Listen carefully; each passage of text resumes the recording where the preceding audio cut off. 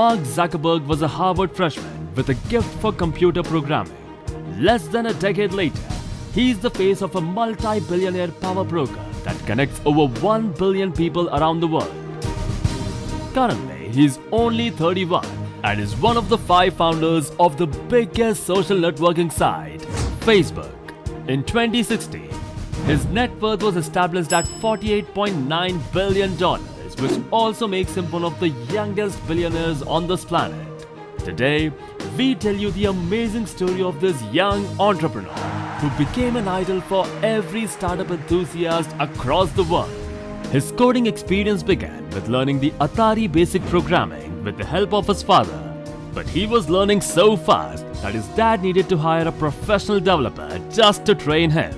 While he was still in school, he took a college graduate program in computer programming. He built a program called ZuckNet, where the computer at home could communicate with his father's computer at his dental practice. He also used his creativity to build computer games, often out of ideas his friends would draw from him. In college, he was already known as a programming prodigy due to the work he had done in high school. In the college, he wrote a program called Course Match that helped students make decisions about the courses they wanted to take based upon the choices of others. In Harvard, the students have books called Facebook, where they have names and pictures of people that lived in student dorms. Mark built a website that randomly showed 2 pictures of males and 2 of females on it. People that visited the site had to choose which person was hotter. This site was called Face Smash and it went up in just 1 weekend. It was built just for fun, but it became so popular that the college shut it down because of its popularity, as it caused the Harvard servers to crash because of the heavy load it caused. And also, some students didn't like the idea of their pictures being used without permission, and Mark Zuckerberg was forced to apologize for his actions. In 2004, he began writing a new website, which he called The Facebook, along with Eduardo Saverin, Andrew McCullum, Chris Hughes and Dustin Moskowitz were the other 4 co-founders of the website. The site was initially just a Harvard site, but soon expanded to other colleges and universities. The social project started gaining momentum really fast, and Mark Zuckerberg decided to drop out of college and dedicate his time entirely to the website. He and his team moved in a small house in Palo Alto, which later became the office of the Young Enterprise. By 2005, the Facebook was renamed as just Facebook.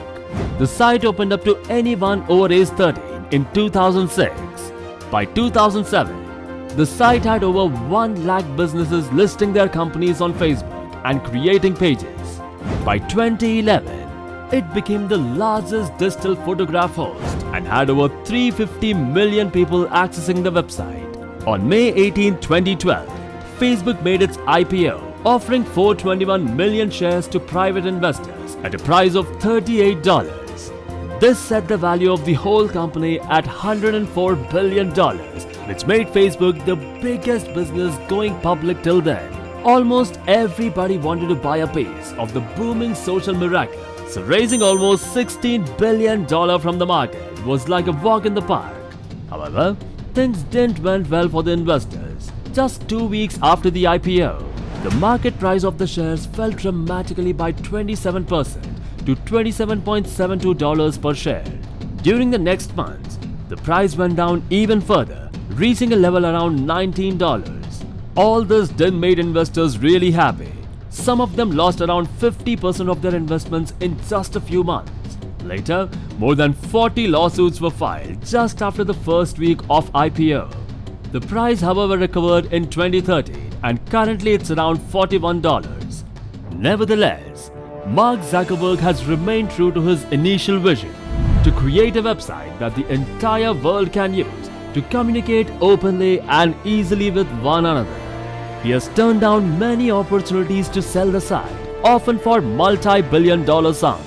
He has even turned down chances to increase the site's income from ad revenue, instead preferring to keep the user experience clean and pure. The end result of all this hard work is one of the world's biggest online businesses and an icon of the tech renaissance who's now rubbing shoulders with prominent world leaders. Although its true value is debatable, it's safe to say that Facebook and its creator Mark Zuckerberg are 2 of the 21st century's most influential, controversial and potentially powerful figures.